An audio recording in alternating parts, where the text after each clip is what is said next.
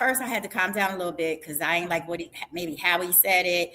And I think that reminded me of that man that was debating, oh, what is her name? She got canceled. Seals, Amanda Seals.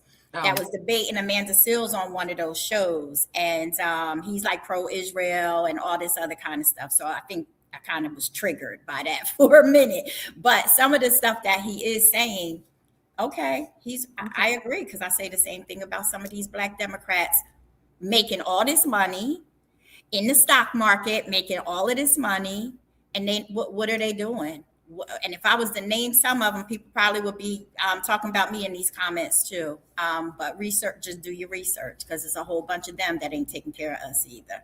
Yeah, I always stay away from like general statements and like, you get into conversation with people. I always back out of these conversations. Black people can never, we just can't get it together because black people ain't got no money. Black people ain't, when I hear people start to do that, I be like, but I totally can understand where he's coming from when he says that that select outrage, right? But I think that's an American thing. I think American just in general has a selective outrage. We pick and choose when it's convenient what we're going to rally behind, what we're going to cancel. We make it cute, right? So yeah, I mean, I twerk sometimes, but or I'll back certain rappers or certain situations, but the music is my guilty pleasure, or reality TV. I'll support that, but that's just my guilty pleasure, right?